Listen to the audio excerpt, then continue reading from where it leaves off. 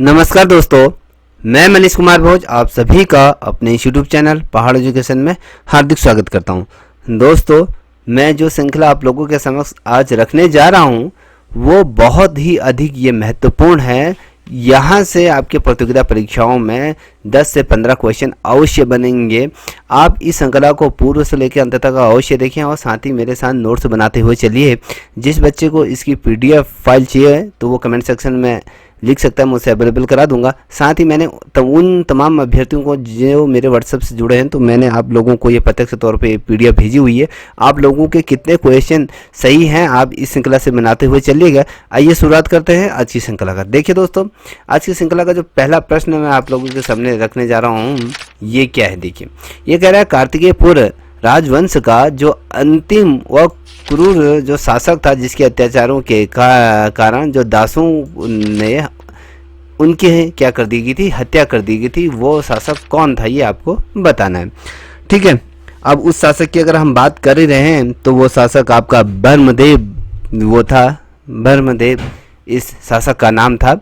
ठीक है, अब वहीं बात करते हैं 90 नंबर का प्रश्न। देखिए, ये कह रहा है अन्न की माप के लिए घुंडी पाथा का प्रचलन किस पवार राजा ने किया था, ये आपको बताना है। अगर इस पवार राजा का अगर नाम बताएं तो ये जो राजा है अजयपाल द्वारा ये किया गया था। अन्न की माप के लिए धूली ये पाथा की जो प्रचलन किया था ये आपके अजयपाल द्वारा किया गया था। वहीं अगले प्रश्न की तरफ बढ़ रहे हैं। देखिए 10वें नंबर का प्रश्न यहाँ पर कह रहा है किस पवार शासक ने मौलाराम को संरक्षण नहीं प्रदान किया। देखिए, मौलाराम कौन है आप सभी को ये भली भांति परिचित होगा। जिन्होंने उत्तराखंड का इतिहास पढ़ा होगा तो जो मौलाराम जी हैं वो उत्तराखंड के एक मशहूर क्या चित्रकार के रूप में जाने जाते हैं। साथ ही अगर आप इनका हिस्ट्री पढ़ोगे तो यहाँ गोरखाओं के समय में भी इन्होंने काव्य संग्रहों में भी इनका हाथ क्या था, निपुण था। तो जो राजा था जिसने मौलाराम को संरक्षण प्रदान नहीं करा था वो जो शासक था वो गढ़वाल का शासक सुदर्शन शाह के द्वारा इनको संरक्षण प्राप्त नहीं किया गया। ठीक है, बहुत महत्वपूर्ण प्रश्न। अब वहीं 11वें नंबर का प्रश्न आप देख पा रहे होंगे कि आज़ाद पंचायत का संबंध उत्तराखंड की किस घटना से ये संबंधित है। ठीक है, आज़ाद पंचायत की जो ये क्यों स्थापित किया गया था, इसका संबंध किस घटना से उत्तराखंड की। देखिए, ये घटना आप सभी को याद होगा कि तिलाड़ी का जो कांड हुआ था, तिलाड़ी घटना जो कांड हुआ था, ये जो कांड हुआ था ये आपके 30 मई 1930 को ये संपूर्ण रूप से ये कांड हुआ था। याद रख लीजिएगा, 30 मई 1930 को ये तिलाड़ी कांड ये हुआ था। ठीक है, अब बात करते हैं 12वें नंबर के प्रश्न को आप देख पा रहे होंगे अपने स्क्रीन पर। यह कह रहा है कि 1743 से 1745 में जब कुमाऊं पर रोहिल्लियों का आक्रमण हुआ था, ठीक है, उस समय कल्याणचंद की जो गढ़वाल के किस राजा ने सहायता की थी ये आपको बताना है। कभी क्वेश्चन क्या बनता है आप ये देख लीजिए कि कुमाऊं के ऐसा कौन सा राजा था जिसकी सहायता गढ़वाल के राजा ने की थी, तो वो राजा का नाम आपको पता होना चाहिए। देखिए, कल्याणचंद। ठीक है, कल्याणचंद के समय में गढ़वाल के राजा ने उसकी सहायता की थी। अब ये जो सन पूछा जाता है तो 1743 से 1745 तक ये कुमाऊं पर रोहिल्लियों का यहाँ पर क्या होता, आक्रमण होता। अब वो राजा के नाम को बताना है जिस राजा ने यहाँ पर कल्याणचंद की क्या की थी, सहायता की थी। गढ़वाल का जो शासक था, ठीक है, वो आपका प्रदीप शाह था। प्रदीप शाह ने क्या सॉरी प्रदीप शाह ने ही यहाँ पर कल्याणचंद की क्या की थी, सहायता की थी। ठीक है, अब वहीं 13वें नंबर के प्रश्न की तरफ हम अग्रसर हो रहे हैं। यहाँ पर सैनिक शास्त्र किसे कहा जाता है, ठीक है, ये आपको बताना है। अब ये शास्त्र को अगर हम बात करें, शास्त्र के लेखक कौन है, सॉरी ये लेखक की बात कर रहा हूँ, ये लेखक ये जो लिखा गया है, जो ग्रंथ या लेख जो लिखा गया है ये रूपचंद्र द्वारा लिखा गया है। अब बात करते हैं 14वें नंबर का प्रश्न। 14वें नंबर का प्रश्न क्या कह रहा है। देखिए, 1790 में गोरखाओं द्वारा महेंद्र चंद को किस युद्ध में पराजित किया गया था, यह आपको बताना है। आप सभी को पता है कि जो गोरखाओं का जो आगमन हुआ था 1790 में ही हुआ था। और किसने आमंत्रित किया था ये आप सभी को पता है। क्या हर्षदेव जोशी, जो लालची या कहें इन पे एक कहावत व्याप्त है कि घर का भेदी लंका ढाए, ये इन पे सही बैठता है। क्योंकि अगर इनकी रणनीति के अगर बात करें, अगर इनको राज्य की चाह नहीं होती या कहे अगर ये चाहते कि उत्तराखंड भली भांति फला फूला रहता, तो ये कभी भी गोरखाओं को उत्तराखंड के लिए, कुमाऊं के लिए आमंत्रित नहीं करते। ठीक है, राजपाट के लिए, अपने निजी हितों के लिए इनके द्वारा किया गया। 1790 में जब गोरखाओं द्वारा महेंद्रचंद को युद्ध में जो परास्त किया गया था, वो युद्ध में कहाँ पर हुआ था अगर बात बताऊं, ये अल्मोड़ा जनपद के हॉलबाग ब्लॉक में ये युद्ध हुआ था, जहां पर आपको ये महेंद्रचंद को गोरखाओं द्वारा यहाँ पर परास्त कर दिया गया था। ठीक है, अब बात करते हैं 15 नंबर का प्रश्न। 15 नंबर का प्रश्न क्या कह रहा है इसको भी देखते हुए चलिएगा। किस राजा ने आलमनगर अल्मोड़ा की नींव रखी थी? ठीक है, अब कभी क्वेश्चन क्या बनता है, मैं आंसर बताने से पूर्व थोड़ा सा क्वेश्चन को भी बना लूं कि अल्मोड़ा का प्राचीन नाम क्या है। ठीक, आलमनगर इसके नाम से जाना जाता था। बाद में अल्मोड़ा की जो नींव रखी गई थी, वो नींव किसके द्वारा रखी गई थी? ये जो रखी गई थी, भीमचंद्र ने इस मेले की क्या रखी थी? नींव रखी थी। ये आपको पता होना चाहिए किसके द्वारा? भीमचंद्र ने इस अल्मोड़े की ये नींव रखी थी। अब वहीं बात करते हैं, बहुत ही महत्वपूर्ण प्रश्न ये, कई दफ़े पीसीएस, लोअर पीसीएस या समीक्षा अधिकारी, ठीक है, ये कई दफ़े पूछा गया है कि अल्मोड़ा में स्थित किले को गोरखाकालीन माना जाता है। कौन सा ऐसा किला है जिसे ये अल्मोड़ा में स्थित है, किस किले को गोरखाकालीन ये माना जाता है, गोरखाओं द्वारा निर्मित किया गया जो किला है, ये कौन सा है, ये आपको बताना है। दोस्तों आपको बता दूं, ये अल्मोड़ा जनपद के दोराहाट ब्लॉक में ये किला स्थित मौजूद है। नैथाना का किला कहा जाता है, नैथाना फोर्ट इसे नाम से जाना जाता है। और यहाँ पर नैथाना का मेला लगता है। ये नैथाना एक पर्वत पर ये स्थित है। यहाँ पर आप नैथाना देवी का मंदिर भी यहाँ पर विराजमान है। ठीक है, अब बात करते हैं 17 नंबर के प्रश्न की तरफ हम अग्रसर होते हैं। बच्चों, किसे बाल साहित्य श्री सम्मान 2021 से सम्मानित किया गया है? ठीक है, ये आपको बताना है। ये जो सम्मान से सम्मानित है, श्री सम्मान, बाल साहित्य श्री सम्मान से जो सम्मानित है जो व्यक्ति, वो ललित शौर्य इनका नाम है, इनको ये सम्मान दिया गया है। अब देखिए, ये प्रश्न आप अगर कई दफ़े के पिछले कुछ सालों के पेपर उठाओगे या कुछ महीनों पहलों के पेपर उठाओगे जो यूपीएसएससी या यूपीपीएससी द्वारा किए गए हैं, तो ये क्वेश्चन बहुत दफ़े बना हुआ है कि देश का पहला लाइकेन पार्क ये कहाँ पर स्थित है, किस जनपद में इसको स्थापित किया गया है। तो दोस्तों आपको बता दूं, ये मुनस्यारी में इस पार्क को स्थापित किया गया है। इस पार्क को कब स्थापित किया गया है, क्वेश्चन ये भी बनता है। ये जो पार्क को रखा गया है, इसकी जो नींव रखी गई है या कहें इसको जो बनाया गया है 27 जून 2020 को। अगर कभी क्वेश्चन बनता है कि मुनस्यारी किस जनपद के अंतर्गत आता है, तो ये पिथौरागढ़ जनपद के अंतर्गत आता है। ठीक है, अब 1900 नंबर के प्रश्न को आप देख पा रहे होंगे। 1900 नंबर का प्रश्न कह रहा है कि महिला चालक द्वारा सफारी कराने वाला जो पहला देश का पहला नेशनल पार्क कौन सा बन गया है, ये आपको बताना है। देखिए, महिला, अब जिस पार्क में आप घूमने जा रहे हो, सैर सपाटा के लिए जा रहे हैं, तो इस पार्क में जो वाहनों को जो चलाती हुई जो यहाँ पर पुरुष नहीं दिखाई देंगे, यहाँ पर महिला चालक रहेंगे जो आपको इस पार्क के अंदर ले जाएंगे और इस पार्क की क्या करेंगे, पूरे दर्शन कराएंगे, हर चीज़ से रूबरू कराएंगे। तो ये देश का ये पहला पार्क है जहाँ पर महिला चालकों को सफारी करने का ये क्या किया गया, अधिकार दिया गया है, या कहें इनको नियुक्त किया गया है। तो ये जो पार्क है, ये कॉर्बेट नेशनल पार्क जो उत्तराखंड के नैनीताल जनपद में ये विराजमान है।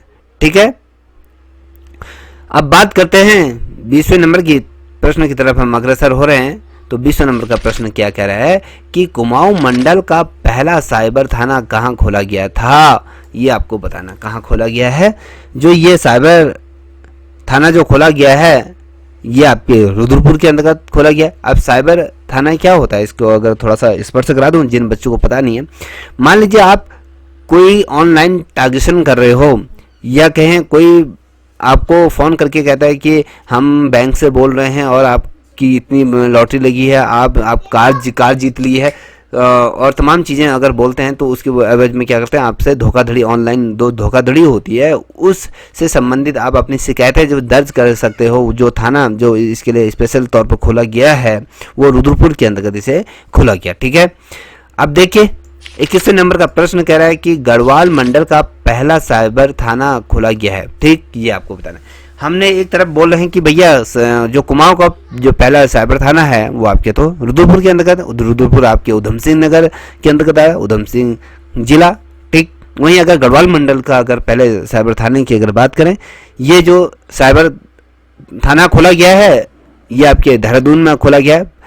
ठीक है, ये आपको भली भांति ज्ञात होना चाहिए। अब बात करते हैं 22वें नंबर के प्रश्न की तरफ बढ़ रहे हैं। तो किस जिले में संस्कृति ग्राम बनाने की घोषणा की गई थी? ऐसा कौन सा जिला चयनित किया गया था सरकार द्वारा जिसे संस्कृति ग्राम बनाने की घोषणा की गई थी? इस ग्राम में जितने भी सदस्य, जितने भी लोग रहते हैं, तो वो आपके कुमाऊनी, ना गढ़वाली, ना हिंदी में बोलते हुए, ना कि यहाँ पर जो पूर्ण रूप से जिनकी जो भाषा रहेगी वो सांस्कृतिक के तौर पर रहेगी, संस्कृत यहाँ पर सभी लोग बोलेंगे।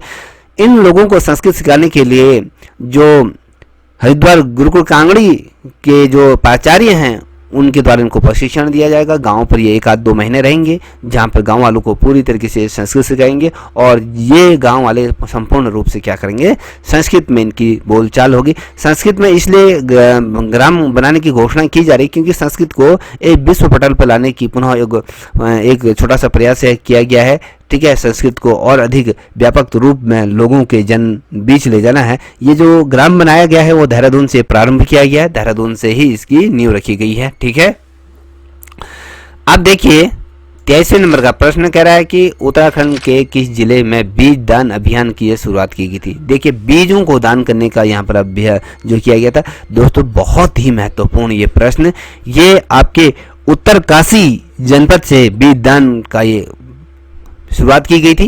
ठीक है, अब आता है कि बीज दान आंदोलन के जो प्रवक्ता हैं कौन हैं, ये जन्मदाता ये कौन है, ये कभी क्वेश्चन बनता है तो आपको ये भी भली भांति ज्ञात होना चाहिए। देखिए, जो इसके जो आंदोलन जिनके द्वारा किया गया था, ये प्रवक्ता ये कौन है, प्रवक्ता के तौर पर अगर जिसे मानते हैं तो ये द्वारिका प्रसाद सेमवाल जी द्वारा बीजदान आंदोलन को क्या किया गया है, जीवित किया गया है। कहें इनके द्वारा इसकी नींव रखी गई। कभी क्वेश्चन क्या बनता है, ये पूछा जाता है कि भैया द्वारिका प्रसाद सेमवाल कौन है, तो आप सभी को पता होना चाहिए बीजदान आंदोलन के क्या है, ये जनक के रूप में इन्हें माना जाता है। अब देखिए 25वें नंबर की तरफ हम अग्रसर हो रहे हैं। All time festival for child पुस्तक के लेखक कौन हैं, किनके द्वारा इस पुस्तक को लिखा गया, फेवरेट है। ठीक है, all time favourite for children. ठीक है, पुस्तक को किस व्यक्ति द्वारा ये लिखा गया है, ये कौन सा व्यक्ति है? ठीक है, आपको बता दूं ये रस्किन बॉन्ड है, ये आपके विदेशी शख्सियत हैं। ठीक है, आप इनके बारे में भली भांति अगर आप लोगों ने उत्तराखंड का इतिहास पढ़ा होगा, हिस्ट्री पढ़ी होगी, तो उसमें ये रस्किन बॉन्ड का कई दफे जिक्र हुआ है। ठीक है, अब बात करते हैं अगला। अब देखिए 26वें नंबर का प्रश्न, पांचोई मेला जो लगता है कहाँ लगता है, ये आपको बताना है। ये किस जनपद में लगता है, ये भी आपको बताना है। आपको स्मरण करा दूं, ये चक्राता देहरादून में ये लगता है। 14 मई को इस मेले का क्या होता है, आगाज होता है। ठीक है बच्चों, ये आपको भली बात ज्ञात होना चाहिए। अब बात करते हैं अगले प्रश्न की तरफ हम अग्रसर हो रहे हैं। 27वें नंबर का प्रश्न, देखिए 27वें नंबर का प्रश्न क्या कह रहा है, यहाँ पर देखो कि पिथौरागढ़ के मनीष कंसियाल ने एवरेस्ट को कब फतह किया, ये आपको बताना है। इसी प्रश्न में 2 प्रश्न छिपे हुए हैं। ये 2 प्रश्न कैसे छिपे हैं मैं आपको बताता हूँ।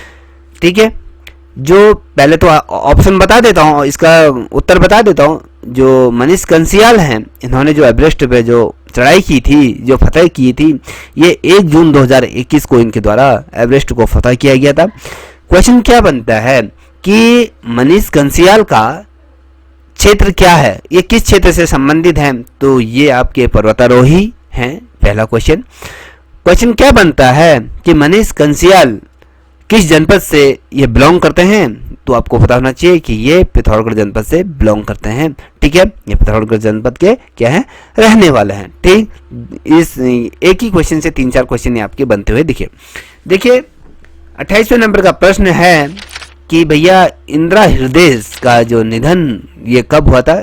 आप सभी को पता होगा कि कांग्रेस पार्टी से ये संबंधित वित्त मंत्री के पद पर ये कई दफे रही हैं।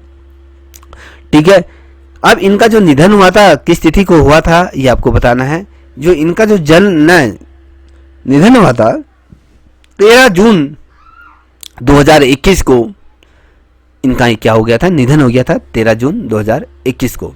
ठीक, वहीं 29वें नंबर के प्रश्न को देखिए कि उत्तराखंड का पहला फॉग गॉड लोक देवता म्यूजियम राज्य के किस स्थान पर यह बनाया गया है, ये आपको बताना है। बहुत ही महत्वपूर्ण प्रश्न, अपने आप में अनोखा। ठीक है, ये आपको बताना है। देखिए, जो ये म्यूजियम बनाया गया है फॉग गॉड लोक देवता म्यूजियम, अगर हम बात करें, ये अल्मोड़ा जनपद के सल्ट विधानसभा में इसे बनाया गया है। ठीक है, आपको ये भली भांति परिचित होना चाहिए, सल्ट क्षेत्र के अंतर्गत आता है। वहीं 30वें नंबर का प्रश्न को आप देख पा रहे होंगे कि जलवायु बजट को शुरू करने वाला देश का पहला राज्य कौन बना, ये आपको देखिए। जलवायु बजट, देखिए जिस प्रकार से उत्तराखंड की जो भौगोलिक परिस्थिति है वो अन्य राज्यों की अपेक्षा क्या है, यहाँ पर सघन है। ठीक है, सरल तो कहा नहीं जा सकता क्योंकि सघन है। यहाँ की जो जलवायु है वो आपके भांति भांति की यहाँ पर जलवायु, अगर कहे कि अलग टाइप की यहाँ पर जलवायु यहाँ पर देखने को मिलती है, जो अन्य क्षेत्रों में, जो मैदानी क्षेत्रों से अपेक्षा यहाँ पर सघन है, और अन्य मैदानी राज्यों की अपेक्षा यहाँ पर क्या है, जलवायु परिवर्तन अलग देखने को मिलता है। तो ये जो जलवायु बजट जो पेश किया उत्तराखंड राज्य ने ये पेश किया। ठीक है, ये पहला ऐसा राज्य बन गया जिसने जलवायु बजट पेश यहाँ पर किया। अब यहाँ पर देखिए, पुलिस वेलफेयर एसोसिएशन का गठन किसने किया, ये आपको बताना है। ठीक है, ये जो वेलफेयर का जो एसोसिएशन का जो गठन किया गया था, ये कहाँ पर किया गया था, किसने किया, तो ये जो किया गया था दोस्तों आपको बता दूं, अलकनंदा अशोक ने इस वाइफ वेलफेयर एसोसिएशन का यहाँ पर क्या किया था, गठन किया था। अब आप 32वें नंबर का प्रश्न देखिए कि ये कह रहा है कि ऋषिकेश तहसील चौक का नाम बदलकर आप क्या रख दिया। ठीक है, अब ये चौक का नाम जो बदल कर क्या रख दिया, तो ये चौक आपके स्वतंत्रता संग्राम सेनानी जो ये कहें वीरांगना, जिसे हम गौरा देवी चिपको वुमन के नाम से भी जानते हैं, जो आज वर्ल्ड वाइज एक आइकन के रूप में हम जिसे जानते हैं। ठीक है, गौरा देवी चौक के नाम से इस ऋषिकेश तहसील चौक का यह नाम क्या करते हैं, परिवर्तित कर दिया गया। ठीक है, वहीं पर आप देखिए 33वें नंबर का प्रश्न, माउंट लोहेतेस नेपाल चढ़ने वाली की जो पहली महिला कौन सी है, ये आपको बताना। नेपाल की ऐसी कौन सी महिला है जिसने माउंट लोहेतेस नेपाल में चढ़ने वाली ये पहली महिला है। ये जो महिला का नाम अगर बता दूं, ये आपकी उत्तराखंड की सविता सनवाल इनका नाम, ये उत्तरकाशी जनपद की मूलतः रहने वाली हैं।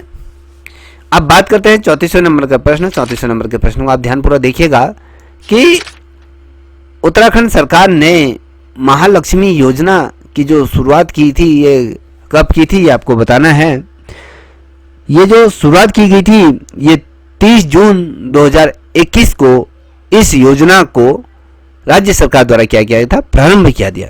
ठीक है, अब देखिए यहाँ पर दिया है श्वेता वर्मा का जो संबंध है ये किस खेल से श्वेता वर्मा का संबंध है, ये आपको बताना है।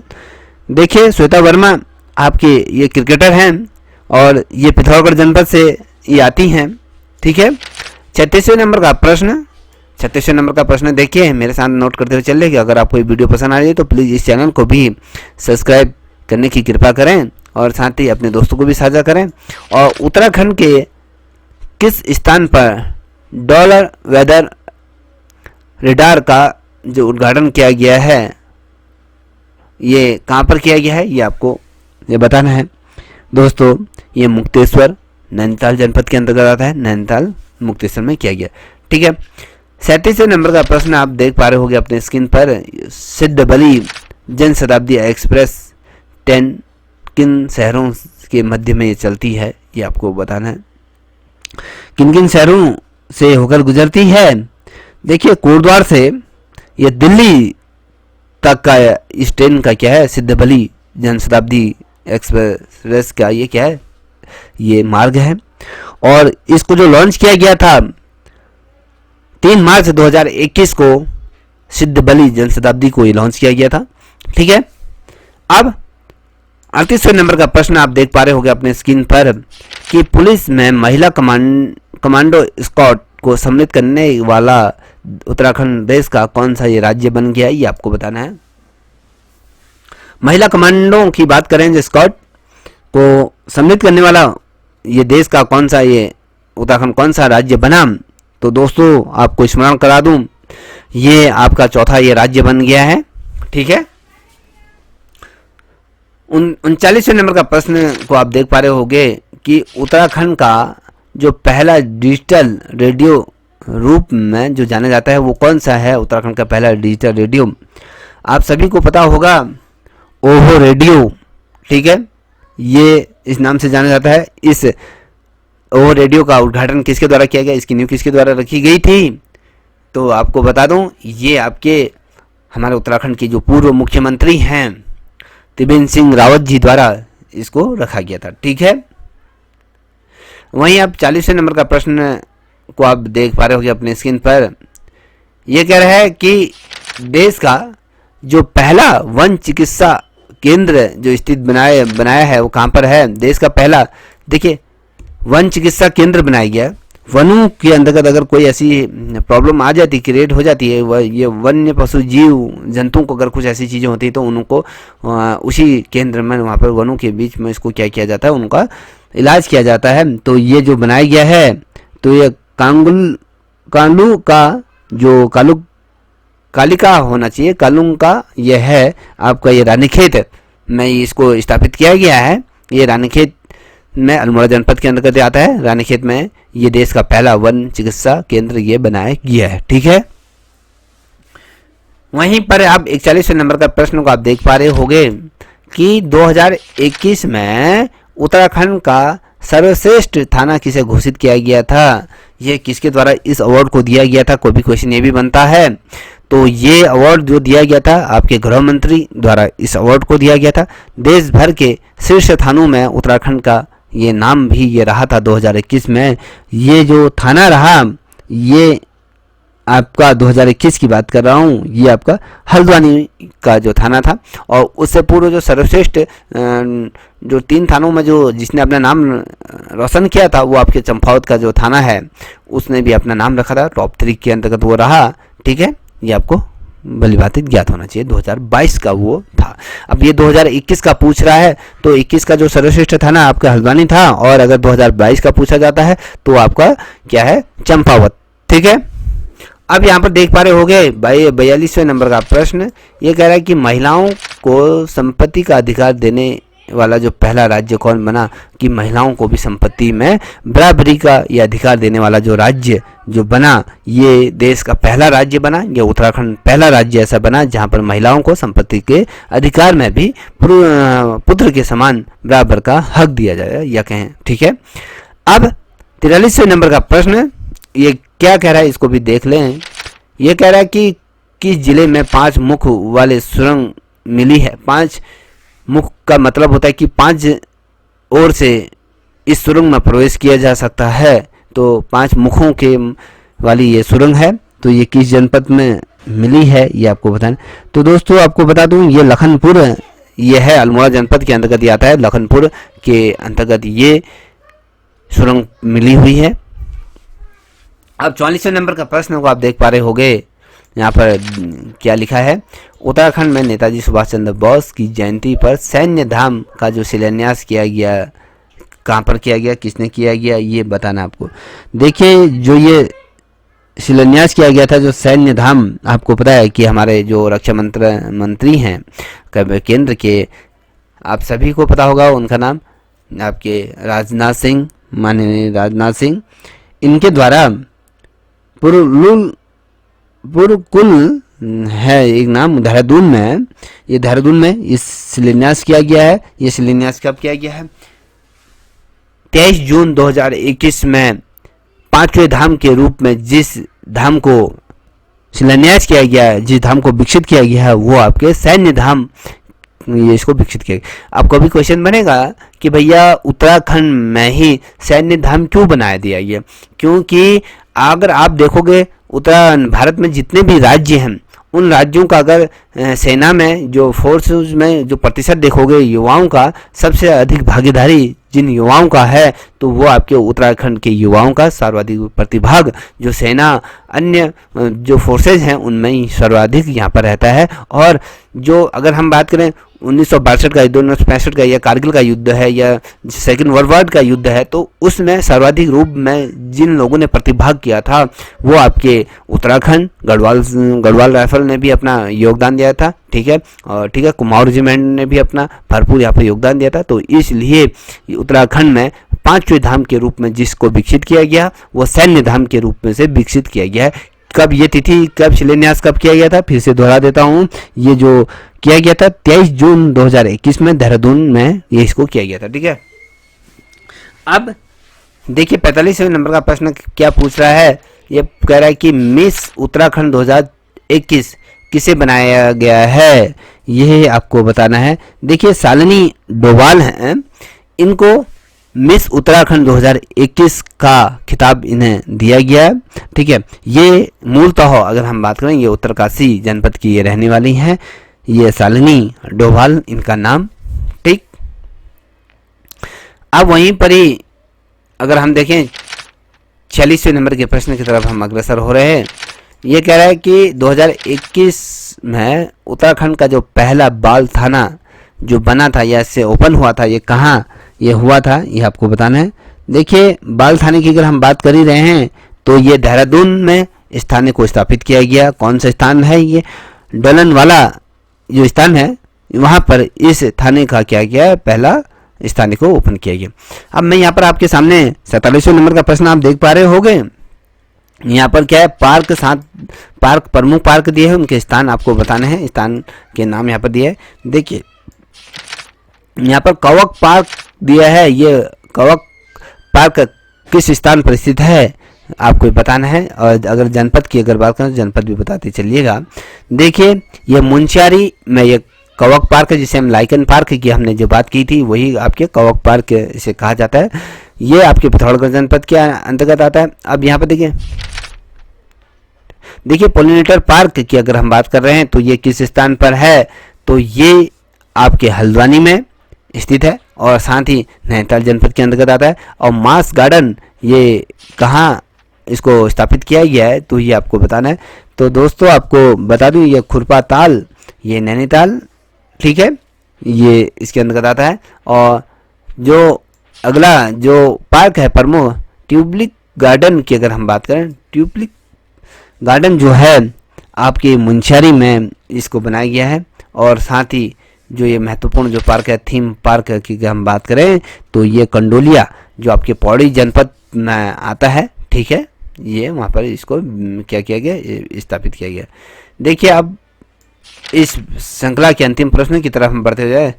खैनी कौफनी कर का संबंध किस से है, खैनी कौफनी का संबंध किस चीज़ से है दोस्तों, ये आपको बताना है। अगर बता दूं, ये जो कुली बगैर था ना, कुली बगैर जो प्रथा थी उससे संबंधित है, ठीक है। अब 49वें नंबर का प्रश्न, संग चौखला दर्रा किस कहाँ ये स्थित है, कि ये आपको बताना है। देखिए ये जो दर्रा है ये आपके उत्तरकाशी में ये स्थित है। अब देखिए 50वें नंबर का प्रश्न, इस श्रृंखला का अंतिम प्रश्न, तो ये जो प्रश्न है वो नील नदी का वृक्ष की रचना किसके द्वारा लिखी गई है। बहुत ही महत्वपूर्ण प्रश्न है, इसे नोट करते हुए चलिएगा। ठीक है, नील नदी का वृक्ष की रचना किस के द्वारा की गई है। तो जो ये की गई है, जो ये हिमांशु जोशी द्वारा ये रचित नील नदी का वृक्ष।